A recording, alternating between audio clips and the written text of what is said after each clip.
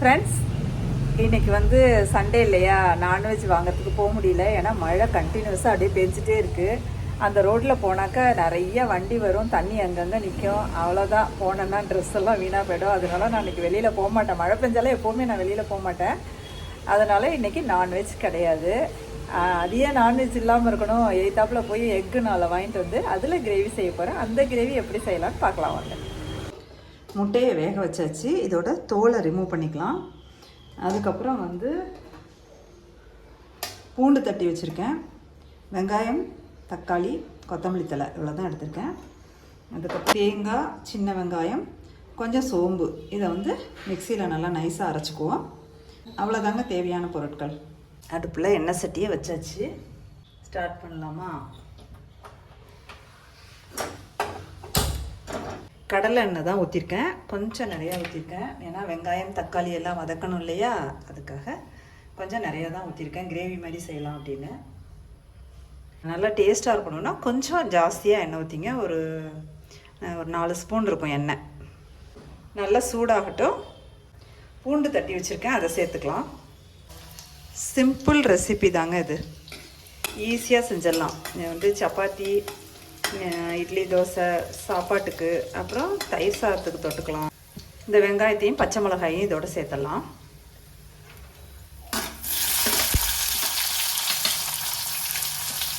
தேவையான சால்ட்டை சேர்த்துக்கலாம். எப்பவுமே வெங்காயம், தக்காளி எல்லாம் நல்லா வதக்குனீங்கன்னா அந்த சமையலே ஒரு டேஸ்ட்டுங்க. சும்மா அரையும் குறையும் வதக்குனீங்கன்னா அந்த டேஸ்ட்டு நல்லா இருக்காது. நல்லா சுருள வதக்குனீங்கன்னா இந்த சமையலே ஒரு டேஸ்ட்டு தாங்க. வெங்காயம் நல்லா வதங்கிடுச்சு. இப்போ தக்காளியை சேர்த்துடலாம். 2 தக்காளி கட் பண்ணியிருக்காங்க, சின்ன சின்ன தக்காளி தான். எப்போவுமே தக்காளியை வந்து நீங்கள் மூடி வச்சு வதக்கி பாருங்களேன், சீக்கிரம் வதங்கிடும். நம்ம மூடி போட்டுடலாம்.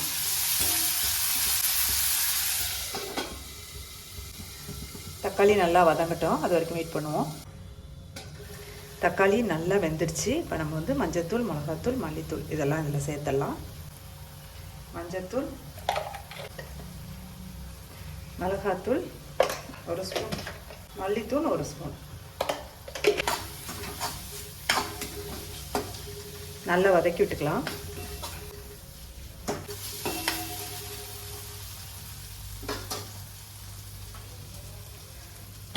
தேங்காய், சோம்பு, சின்ன வெங்காயம் அரைச்சோம் இல்லையா, அதை இதில் ஊற்றிக்கலாம்.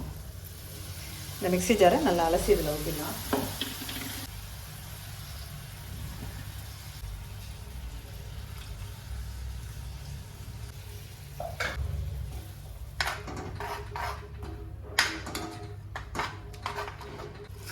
இந்த டைப்லேயே நீங்கள் கிரேவியை செஞ்சுட்டு நண்டு போடலாம், இறால் போடலாம், ஈவன் கொண்டக்கடலையை போட்டு கூட இந்த குழம்பு வைக்கலாம்.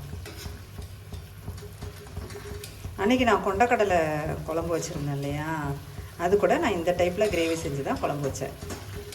யாரோ ஒருத்தவங்க வேற கேட்டிருந்தாங்க, இந்த குழம்பு ரெசிபி போடுங்க அப்படின்னு. இதாங்க ரெசிபி தான்.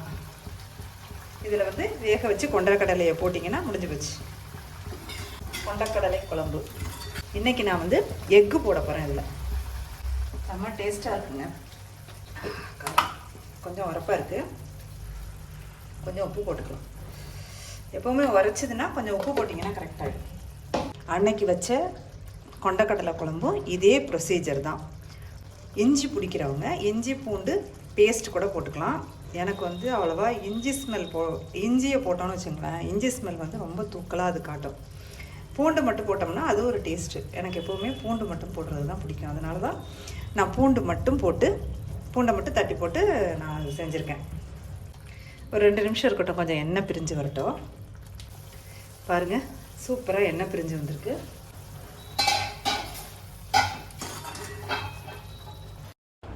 இதில் எக்கு சேர்த்துடலாம். அப்படியே கொத்தமல்லி தலையும் இருக்குது, அதையும் சேர்த்துருவோம்.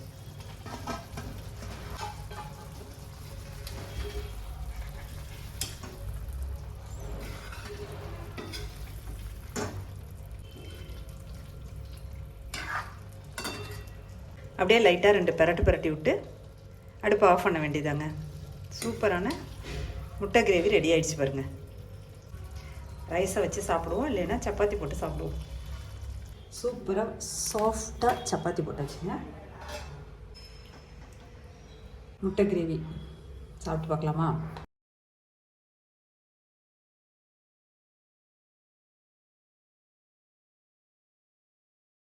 சூப்பரான முட்டை கிரேவிங்க. சப்பாத்திக்கு செம்ம டேஸ்டான முட்டை கிரேவி, சூப்பராக இருக்கும். நீங்களும் ட்ரை பண்ணி பாருங்கள்.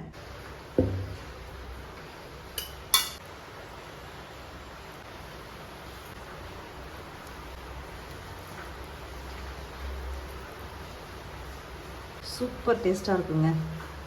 ட்ரை பண்ணி பாருங்கள். இந்த வீடியோ உங்களுக்கு பிடிச்சிருந்தால் லைக் பண்ணி, ஷேர் பண்ணி, கமெண்ட் பண்ணி, சப்ஸ்கிரைப் பண்ணிவிடுங்க. மறக்காமல் பெல் ஐக்கானை கிளிக் பண்ணிவிடுங்க. Thank you friends.